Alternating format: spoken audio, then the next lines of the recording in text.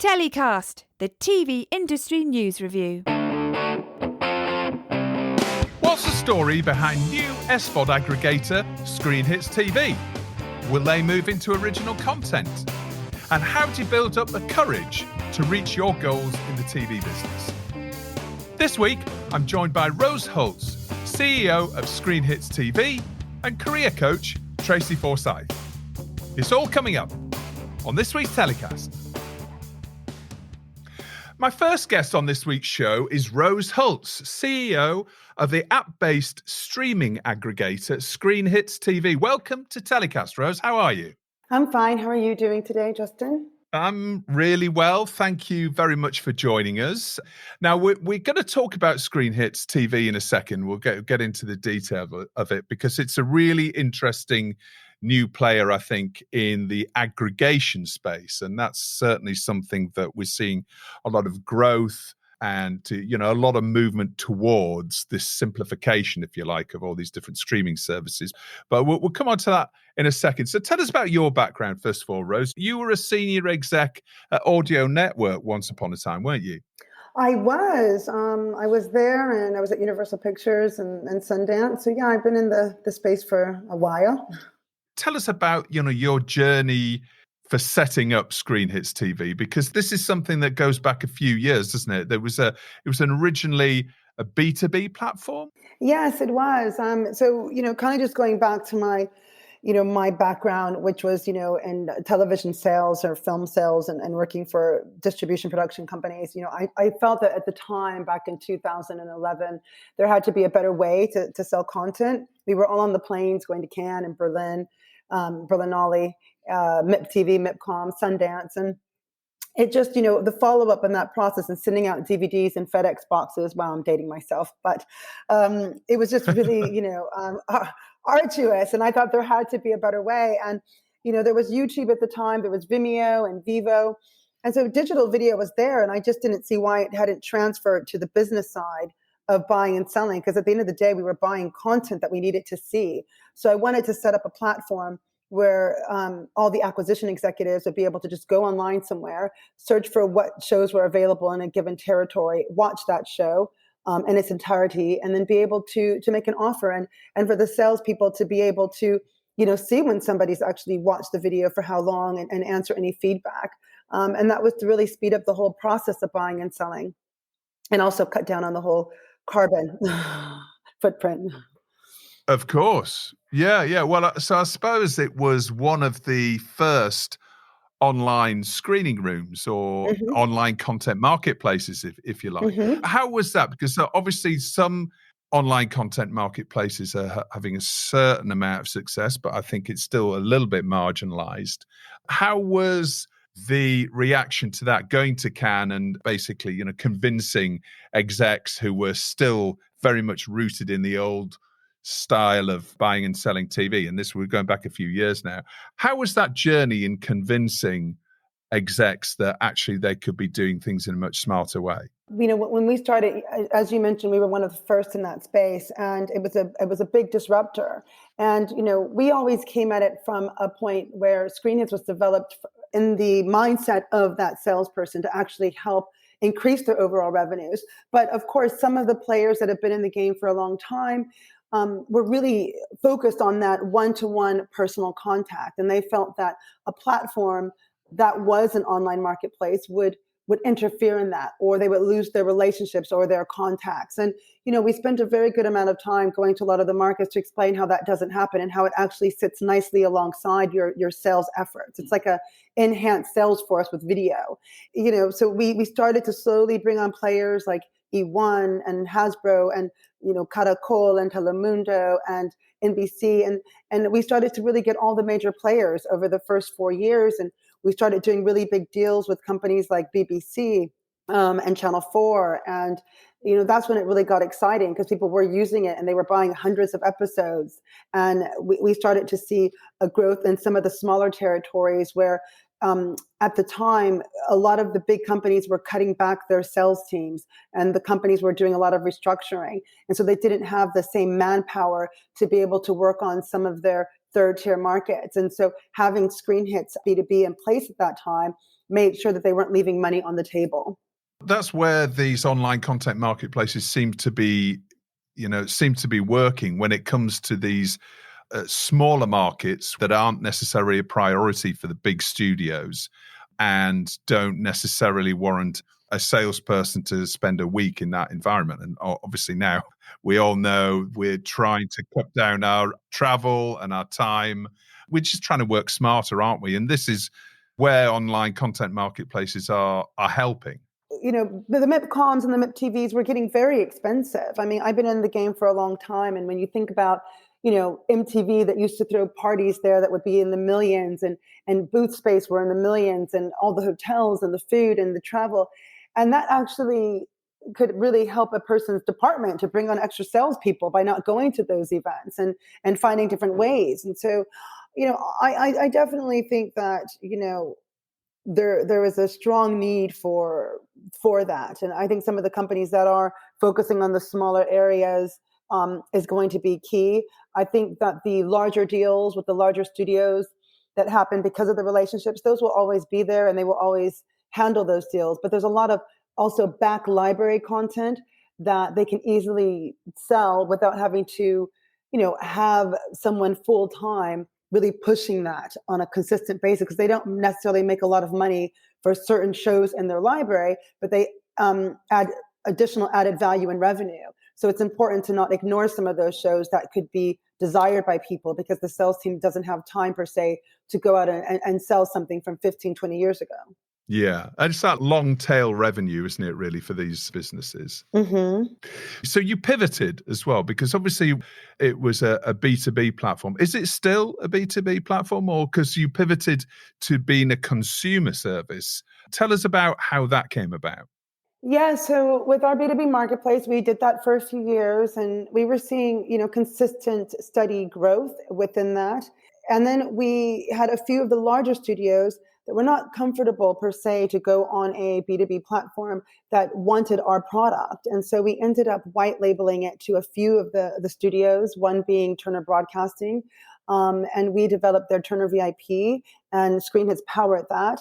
And so we ended up working with them on developing a lot of really unique products for, you know, pushing all of their channels. And one way that they wanted to utilize ScreenHits was to have a channel for each of their different services. So like Adult Swim and, you know, Cartoon Network and all the other ones, Warner Television. And so we did that for a while. And then during this time, we noticed that on our B2B platform, which is our main product, that people were using it less, a lot less. And we noticed a huge shift in our stats. And so when I contacted some of our key partners and just said, oh, I've noticed that you've been using it a bit less, just wanted to kind of find out what's going on within your company and what are the changes, or is there a reason that your pushing of your sales has gone down? And the first person I contacted was someone at Disney who we worked with. And they had mentioned to me that, you know, from pretty high up, they've been given like the mandate to kind of start pulling back some of their rights, because they were going to be creating a streaming platform to go direct to consumer. And we all know that now as Disney Plus. And we started to hear this across the board with like NBC, because they were going to be trying to get their rights back to create, you know, Peacock, and, you know, with Warner obviously doing HBO Max. So all this was starting to shift. So we knew way before a lot of people that there was going to be this huge industry shift towards direct-to-consumer streaming platforms and streaming apps. And so that was going to put a lot of pressure on our business, because if all the major players were going to be, you know, taking those rights back and having them and launching internationally with their own streaming services, where did that really leave our B2B marketplace? And so we decided to adapt and to change with our industry and to continue to provide a service with what we've created over those years, and to just continue to address some of the fragmentation that we knew was going to happen. So we knew that consumers were going to all of a sudden be inundated with amazing streaming services. We knew that some of the shows they liked watching on certain pay TV channels or on certain streaming services would possibly be moved to other ones, and where would they find those services? And you may not remember, but about a year and a half ago or 2 years ago, you might have gone on to Amazon or to Netflix, and you would see a sign saying, oh, this is no longer available as of the 30th of September. And so this was all in the process of kind of moving everything over to the direct-to-consumer streaming apps. So we decided to take our tech, which was, an aggregator, because it was an aggregator of distribution companies and studios and channels and all this content that we put into one and provide it to the consumer. And that's how ScreenHits TV came about. And instead of, just kind of aggregating all the content, it was aggregating all of our streaming partners' content into one so the consumer can easily find out where it's gone to and to be able to get the most use out of their streaming services. Got it. So do you continue to operate in the B2B space at all now, or is it just purely, ScreenHits TV is purely a consumer platform? So we're a B2B, B2C, I would say. So we started off obviously as B2B with all of the studios and distribution companies, and we've maintained that B2B relationship. And so our consumer platform is really built to work with our B2B partners to try to help minimize churn, to ensure that their customers always see their content at the point of discovery, sharing important data with our partners. And we really use this in a B2B way. And then we also focus on the consumer and making sure that their experience in handling all these new streamers and their transition from pay TV to app TV is as smooth as possible. So now I've downloaded ScreenHits TV.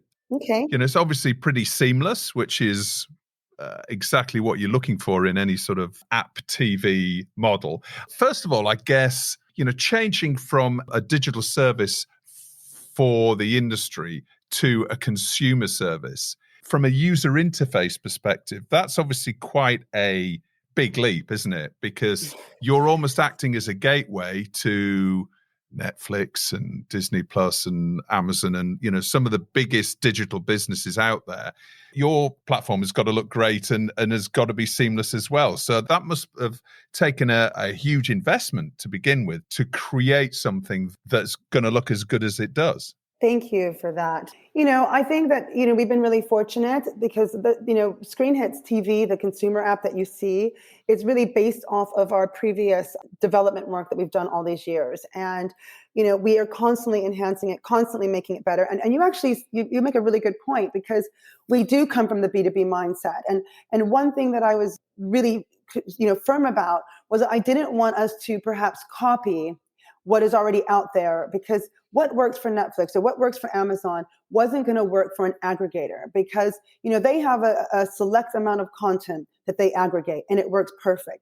But when you're starting to aggregate SVOD platforms and live TV and AVOD platforms into one, it could become quite overwhelming if all you see is constant, key art, because you're now going through hundreds of thousands of content. So I did want to kind of keep a very simple, different structure to it. And that's why we introduced the TV guide, which you don't really see across streaming platforms, to try to help put it all together and maintain that brand with the content, because we don't believe in just kind of throwing all the content out there under a ScreenHits umbrella, because it's not our content, it's our partners' content. So we work really hard to ensure that the brand is always connected to the content and that brand is highlighted so the consumer can start to become familiar with the app TV channels as they had with paid channels over the years. So when they see Netflix, they know what type of content they're going to get.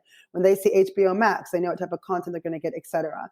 So this is kind of where we've been over the past year and trying to marry these elements together. And our next rendition of the app, which you'll see before Christmas, I think takes a really nice consumer approach and B2B approach and really putting it into one.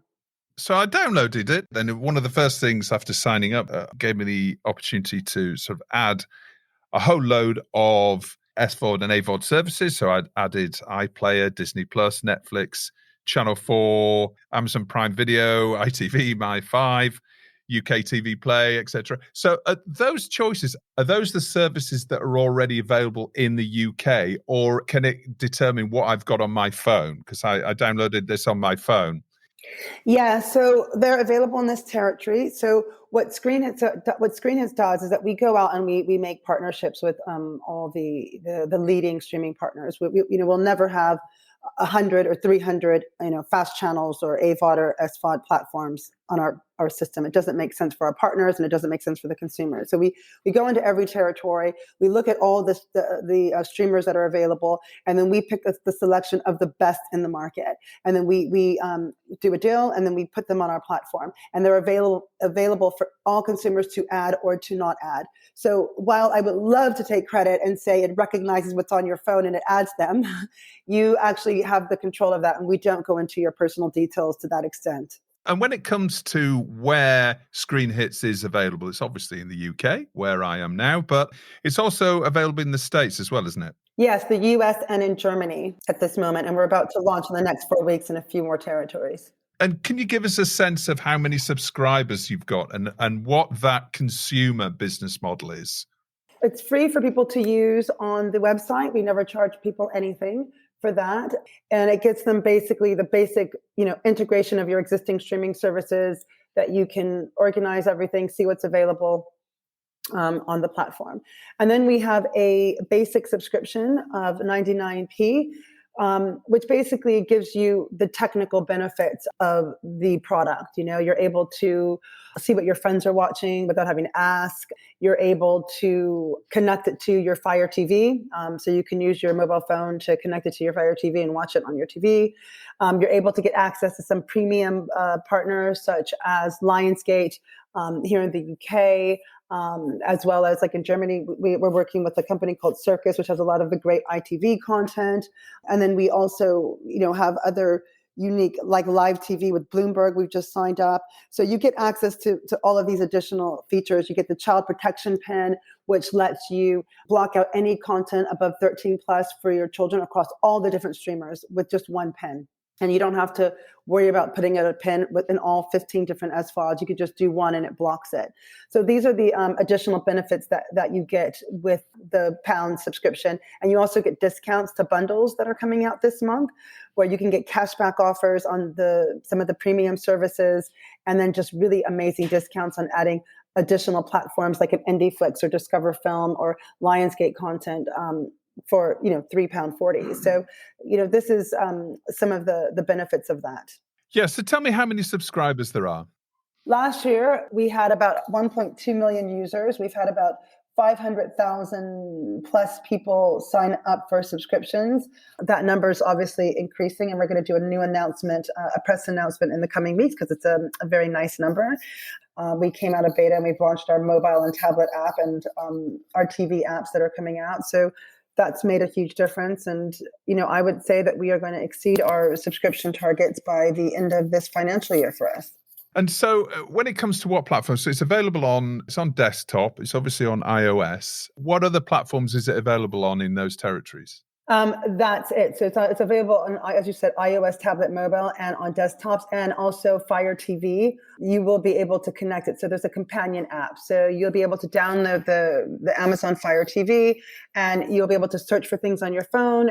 There's an icon which lets you connect and pair, and then you're able to start playing from all of your different platforms automatically. The video loads on the Fire TV, which is great. So you don't have to worry about your remote control. Do you perceive this as being something that's very much mobile first as an experience, or has adoption on mobile been much greater than it has on desktop? That would be my guess, but maybe I'm wrong. We came out with the mobile app this late in August this year. So people, there was a definite thirst for a product like this, and our web traffic was incredible, more than we had expected, with minimal marketing, because obviously the first year we were more or less in beta and just really working through, the growing pains and getting things right and working with our partners and making all of that wonderful metadata work together in a seamless way. And we just saw a huge uptake on that. And we're now seeing, a lot of people converting over and transferring over to, use it on their tablet and mobile, which is a beautiful experience. I would say that this industry will always be TV based. So I think that, our new connected TV app for Android TVs and Android mobile phones that are coming out next month will be a welcome gift for a lot of our users, because, people, they go home, they sit down, they want to turn the TV, they want to find something to watch. And while it's when you're kind of sifting through your phone and you want to see what your friends are watching and you want to see what's out and you want to watch later tonight, it's a really great way for discovery, the phone. But I think when you want to sit down and actually watch something, you really want to be in front of a laptop or a TV, a bigger screen. Now, there's a few different players in this area. We know Roku, we know Stroom are involved in this business as well. I guess the question is, you must have your own unique strategy. So Roku's obviously moving more and more into original content. Is that something that you'd ever do? And what is it that you're looking to offer through ScreenHits TV that your competitors don't? Well, I don't really think Stroom is a competitor because I think, Stroom is working with the best of the rest, as they kind of say. They kind of take a selection of content from different streamers that they feel are not big enough, and they put them all into their platform, and they charge like a gym pass kind of credits to watch a show. That's just not what we do. We aggregate the biggest streamers in the world, right? So we don't alter their catalogs. We don't take a selection of things and curate it. We literally take everything that's available, and we will always redirect and promote our partners and kind of drive them back. So I think that we're different in that sense because we're aggregating the SVOD platforms that people use on a daily basis that they will continue to always use. And then we have a selection of some niche platforms as well. So I don't think so. With Roku, I would say that, right now you need to have a device. ScreenHits is device agnostic. You don't need a device. You don't need a set-top box. You don't need a TV. If you want to watch it on TV, you do, but you don't need a specific TV. Like you don't need to have a Sky Glass, for example, or you don't have to have a satellite dish, or you don't have to have any device. You literally just need to have access to Wi-Fi, and you can connect on whatever device that you have access to be able to stream that. So I think that's one difference between us and Roku. Roku also takes kind of everything in the universe of SVODs and fast channels and AVOD. So they have hundreds and hundreds of SVOD platforms that they have available for people to discover and to find. And again, that's not us. We are curated. We'll never take more than 50 SVOD, AVOD, fast channels, live TV channels on our platform because we feel that that's not great for our B2B partners. And we also feel that it's very overwhelming to the consumer because if you want to watch something in comedy, you don't need 20,000 comedy shows coming at you. You want to basically look at your services and your channels and build that out for yourself and find out what's available in those. And that's kind of the approach that we're taking. And no, we will never have originals. We are an aggregator for our business partners. It is not in our desire to create original programming and trying to become a channel and compete with our partners. So for us, our main goal and our main mission is to ensure that our partners' content is always available to the consumer at the point of discovery. That's kind of how we sit in that area. And you're looking basically to partner with the biggest players in the market, and obviously your business model is based on scale, but also it's about simplicity, isn't it? It's about purely organizing your SVOD services for the consumer, which is obviously a consumer problem. Is we all know we've got hundreds of apps on our iPhones and more and more apps on our connected TV. So it's a simplicity play, isn't it, at scale? I think it is, and I think, YouTube took the approach as, put as much content as you want, no limitations, but then the actual person who had that channel had to spend the marketing to, drive people to their channel to find it in the sea of all of this content. And we don't want our platform to be that way. We really want our platform to, like, as you mentioned, to simplify and to enhance our partners' content through data and information, and to not have it buried under a sea of content. I personally don't think that it's fair to the consumer, and I don't think it's fair for our partners. And we want to elevate as much as we can for everybody that we work with on the B2B and B2C side, a nice, easy platform. And believe me, I don't want you, Justin, to go onto ScreenHits and search for horror and find a million horror shows and confuse you even more. I want to deconfuse you.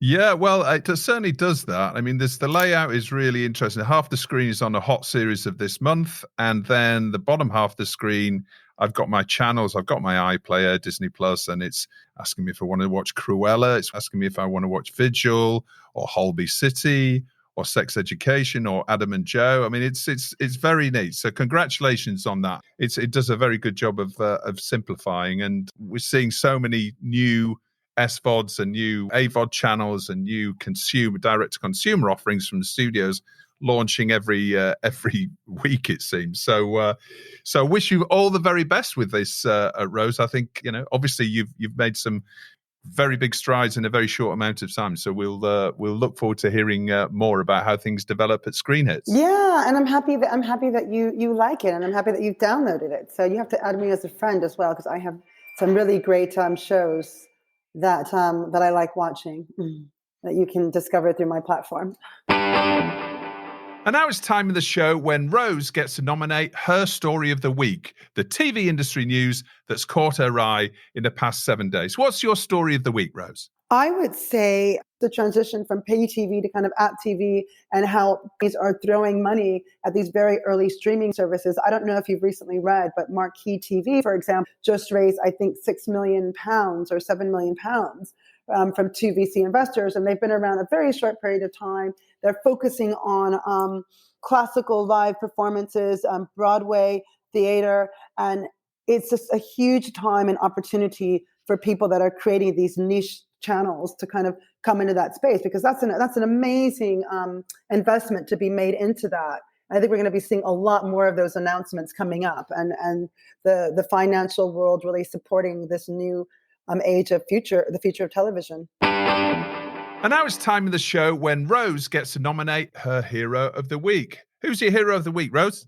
My hero of the week is this Oscar-nominated lady called Cynthia Erivo. She was the star of a film called Harriet, and I never had seen her work before, and I was completely moved and touched by it. And I think that the character that she played in Harriet, for Harriet Tubman, really inspired a lot of people. It inspired me, and it's what filmmaking's about and acting's about. And wow, it's incredible. So if you haven't seen Harriet, which is now available on Netflix, I highly suggest that you do.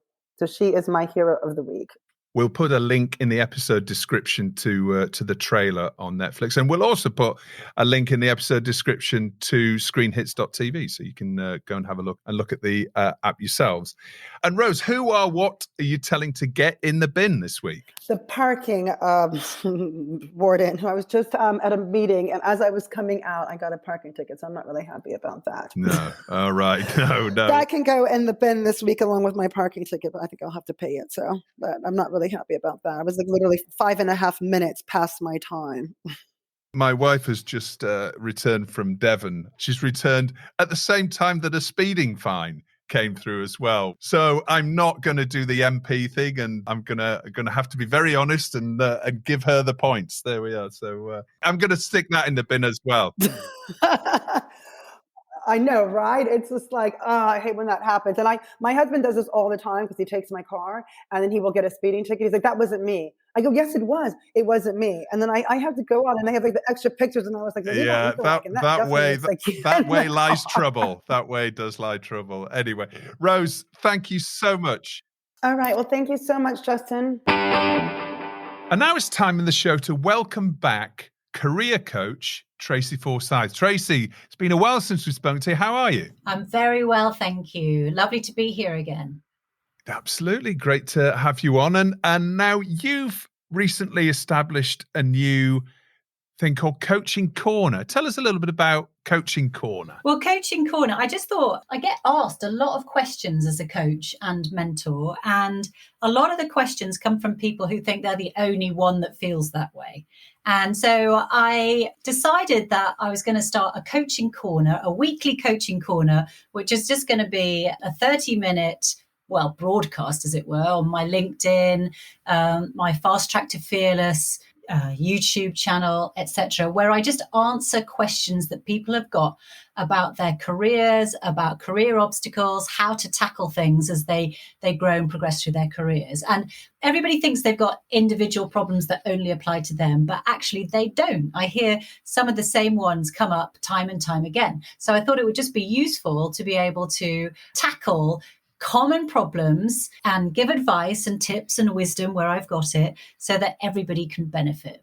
That sounds great. And we've talked in the past about imposter syndrome and a few other methods and tactics to address that. So have you got any questions into your coaching corner yet?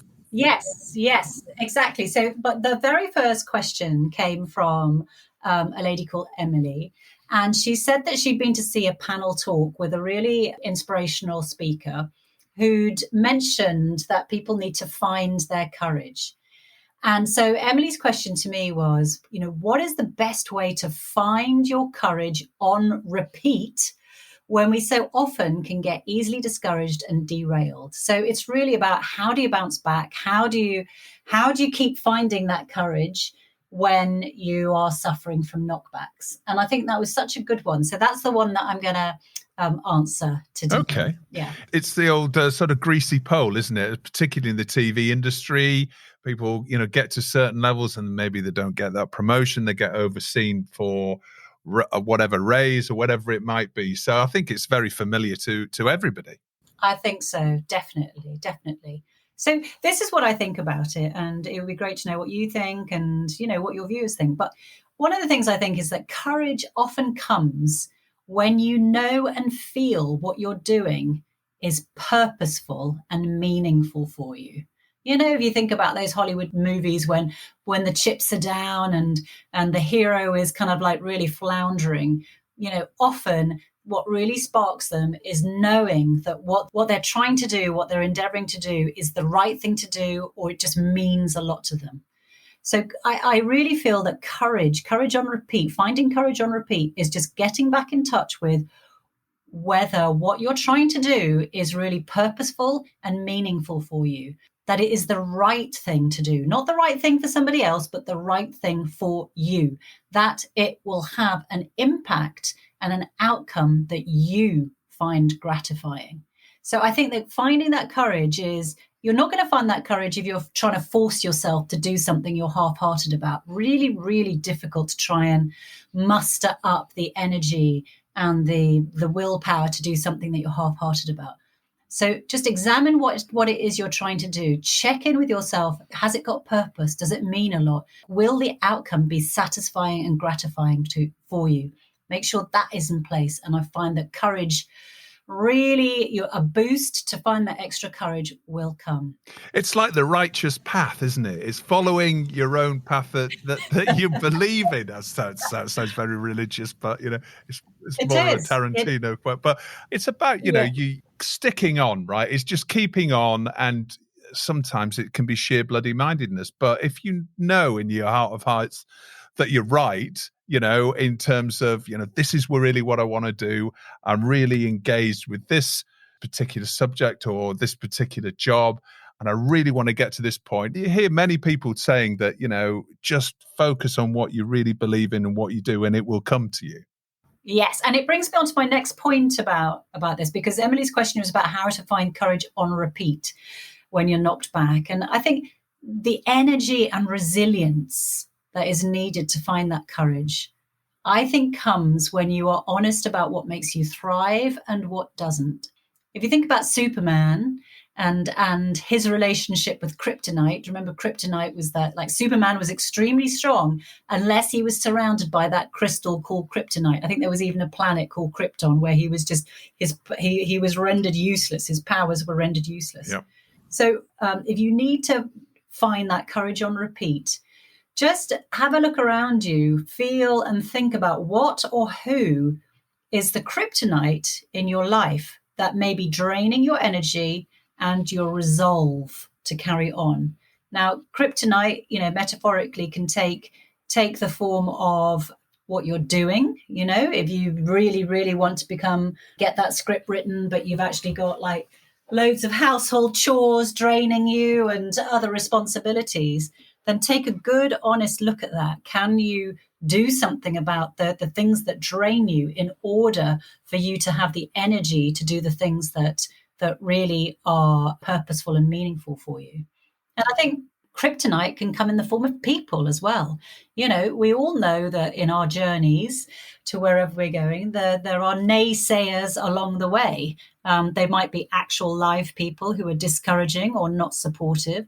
They might be our inner critics internally, just saying, you're never going to do it. You're never going to do it. Well, so just be aware of the people, external or inner, who are your kryptonite, and whether you can remove them or distance them from you in your life or not. Just be aware of the impact that they have on you, and the impact that they have on that energy and resilience, and try to surround yourself with those inner champions, either inner champions or real life people who will champion, support, comfort, and encourage you to carry on. So I think, the energy and resilience to find that courage, really comes from that awareness of who you've got around you and what you've got around you that either makes you thrive or wilt. And my last point here, Justin, is that it's that saying, you cannot pour from an empty cup. We all experience knockbacks, and we need the time and the self-compassion to recover, restore, and regenerate. I always say, we sometimes expect ourselves to run like Formula One cars without ever stopping for a pit stop. And what's more, we treat ourselves like a knackered old tractor and expect ourselves to accelerate and get back on the track at full pelt. It ain't gonna happen. If you want to find that courage on repeat, you cannot expect just to press a button and for it to pop up. You got to nourish yourself. You got to recharge your batteries. You've got to just restore. So whatever form that takes, whether it's reflection, whether it's regrouping, whether it's actually time out, whether it's finding support or finding a friendly person who's going to give you a boost, whatever it is, don't expect it's just going to happen just on its own. So there we go. That's my version of what's the best way to find courage on repeat when we get knocked back. So know and feel, just check in with your purpose. Is what you're going after purposeful and meaningful for you? Will the outcome be satisfying and gratifying to you? And then just think about the energizers and drains around you, whether it's internal, external. Distance yourself from the drains, really kind of dial up the energizers. And lastly, you cannot pour from an open cup. Don't treat yourself like a knackered old tractor and expect yourself to run like a Formula One car. Wise words. Kick out the kryptonite. That's what we want. Yeah. All right. Tracy, thank you so much. And we'll put a link in the episode description, because you're also doing discovery session chats, aren't you? Oh, yes. Yeah. Just a reminder that I do one-to-one executive coaching. My particular forte is obviously senior leaders in the creative industries. And if anybody wants to have a chat with me about what that entails, either head to my website, fasttrackToFearless.com, and you can find a link to book in what's called a discovery call with me. So that's just a short chat. So we can have a chat about what you're after and whether I'm the person to help. Or I think Justin is going to put something in the link. That's right. Episode description. You can find a link to your course. So brilliant. Thank you, Tracy. Great to have you on again. I look forward to having another coaching corner session with you at some point soon. Excellent. Thanks, Justin. Take care. Well, that's about it for another week's TellyCast. As always, thanks a lot for listening. Don't forget to rate and subscribe to the show and share it with friends and colleagues. And why not follow us on Instagram, LinkedIn, and Twitter? TellyCast was edited by Ian Chambers and recorded in London.